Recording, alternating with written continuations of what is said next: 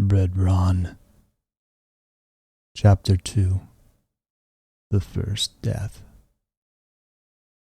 The sun returned the next morning, shy and pale, behind a curtain of lingering mist. Water dripped from the trees.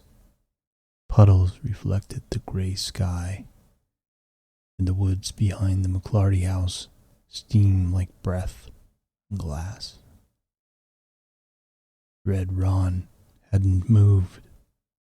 He was still laying at the front of Jamie's bed, his massive chest rising and falling in slow, steady rhythm.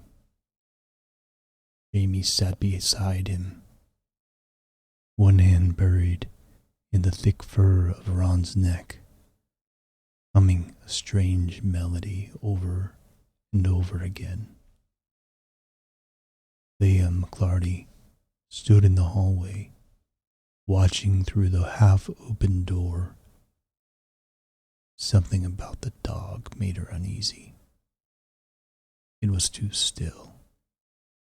Didn't behave like a real animal.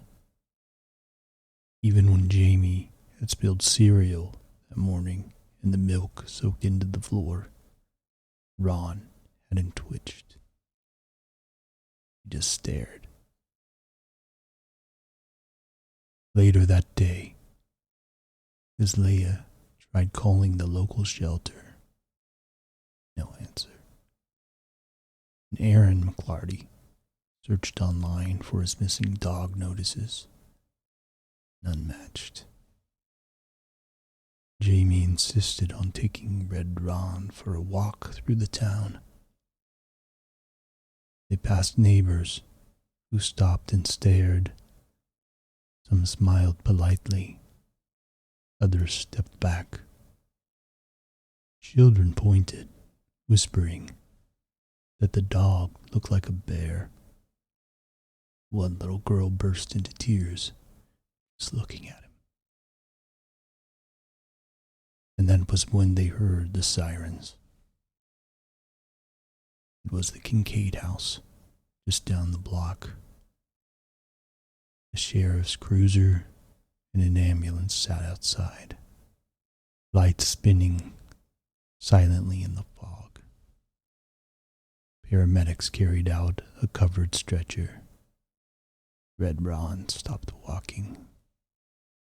He planted his massive paws into the wet sidewalk and turned his head towards the house.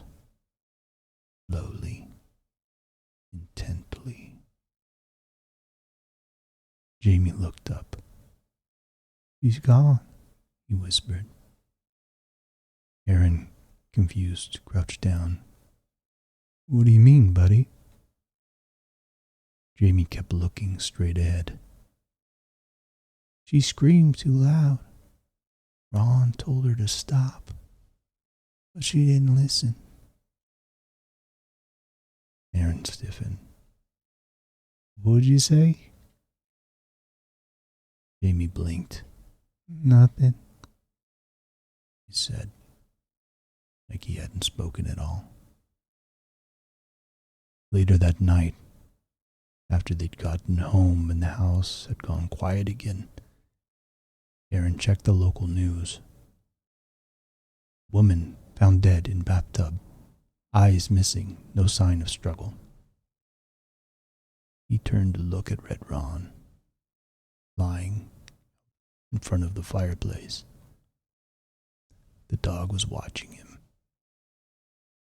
Not in the way a pet watches its owner, in the way a thing watches prey.